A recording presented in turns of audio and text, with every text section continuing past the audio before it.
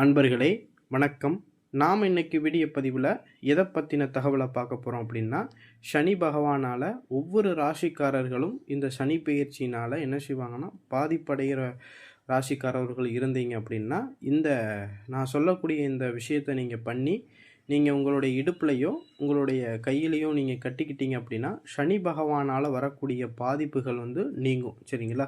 இது பார்த்தீங்கன்னா இந்த சனி திசை நடக்கக்கூடியவங்க, இந்த சனி புத்தி நடக்கக்கூடியவங்க, இந்த அஷ்டமத்து சனி அப்படிங்கிற நடக்கக்கூடியவங்க, இந்த ஜெம்மச்சனி, ஏழரை சனி, இந்த மாதிரி சனி பயிற்சினால் சனி பகவானால் பாதிப்பு இருக்கக்கூடிய இந்த ராசிக்காரர்கள்லாம் இந்த சனி பகவானுடைய இந்த எந்திரத்தை நம்ம முறைப்படி எழுதி அந்த எந்திரத்தை சுத்தி பண்ணி அந்த எந்திரத்தை சுருட்டி நம்ம தாயத்தில் அடைச்சி நம்மளுடைய இடுப்புலையோ நம்மளுடைய கையிலையோ நம்ம கட்டிக்கிட்டோம் அப்படின்னா சனி பகவானால் ஏற்படக்கூடிய தீமைகள்லாம் என்ன செய்யணும்னா குறைய ஆரம்பிக்கும். அதே போல் சனி பகவானால் உங்களுக்கு அவரே சனி பகவான் என்ன செய்கிறாருன்னா தீமை உங்களுக்கு செய்தாலும் நீங்கள் கட்டியிருக்கக்கூடிய அந்த ரட்சை இருக்கிற வரைக்கும் உங்களுக்கு நல்ல பலன்களாக வரும் அப்படிங்கிறது சுவடிகளில் சொல்லப்பட்டிருக்கு. அந்த பிரயோக முறையைத்தான் நான் உங்களுக்கு சொல்லித்தரப்போகிறேன். சரிங்களா? இதை பார்த்தீங்கன்னா ஒரு சனிக்கிழமை அன்னைக்குன்னு நான் ஸ்க்ரீனில் கொடுத்துருக்கக்கூடிய அந்த எந்திரத்தை ஒரு காரியத்தகட்டில் என்ன செஞ்சுக்குங்கன்னா உங்களுக்கு தேவையான அளவு கட் பண்ணி எடுத்துக்குங்க.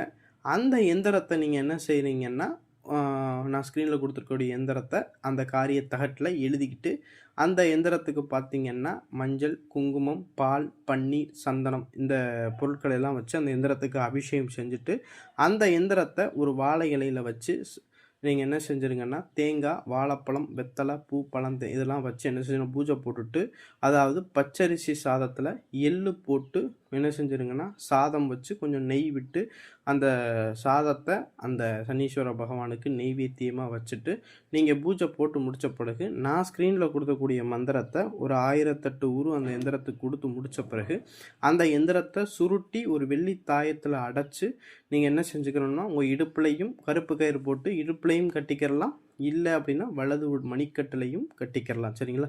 இப்படி கட்டிக்கிட்டோம் அப்படின்னா எப்பேற்பட்ட சனி பாதிப்பில் இருந்தும் நம்ம என்ன செய்ய முடியும், சனீஸ்வர பகவானால் கொடுக்கப்படும் இந்த தீமைகள் எல்லாமே என்ன செய்யும் நீங்கி நம்ம கஷ்டங்கள் நம்மளுடைய எல்லா பிரச்சனையுமே நீங்கி நம்மளுக்கு நல்ல பலன்கள் கிடைக்கும். சரிங்களா? இது சனி பகவானை நம்ம இந்த தாயத்தை நம்ம கட்டி வச்சிருக்கிற போது சனி பகவான் நம்மளுக்கு வசமாக இருப்பது போல். சரிங்களா? இப்படி நம்மளுக்கு சனி பகவானுடைய வசமாக இருந்தாங்க அப்படின்னா சனி பகவானுடைய அருள் நம்மளுக்கு இருக்கும். அப்போனா சனி பகவான் என்ன செய்வார், நம்மளுக்கு நல்லதை செய்வார். சரிங்களா? அதற்காக இந்த பிரயோக முறைகளை ஏற்கனவே சித்தர்கள் என்ன செஞ்சுட்டாங்க, நம்மளுக்கு இதை கொடுத்து வச்சுட்டு போயிட்டாங்க. அதே போல் ஒவ்வொரு கிரகங்களுக்குமே ஒரு குறிப்பிட்ட எந்திரங்கள் இருக்குது, சுவடிகளில் இருக்குது. அந்த எந்திரத்தை நம்ம கட்டிக்கிட்டோம் அப்படின்னா எந்த கிரகத்தினால நம்ம பாதிப்பு வருதோ அந்த கிரகத்துடைய எந்திரத்தை நம்ம கட்டிக்கிட்டோம் அப்படின்னா அந்த கிரகத்தினால நம்மளுக்கு நன்மைகள் தான் சேருமே தவிர தீமைகள் வர செய்யாது. சரிங்களா?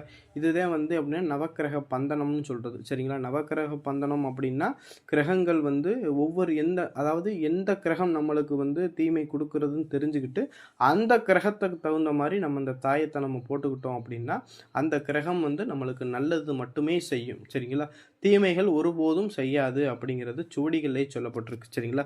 இந்த தாயத்து வேணும் அப்படிங்கிறவங்க நம்மள்ட்ட தொடர்பு கொண்டு வாங்கிக்கிறலாம். அதே போல் இந்த தாயத்தை நம்ம பார்த்திங்கன்னா நான் சொல்லியிருக்கிற முறையில் எந்த விதமான ஒளிவு முறையுமே இல்லை. நீங்களுமே தாராளமாக இதை பயன்படுத்திக்கலாம். சரிங்களா? நன்றி, வணக்கம்.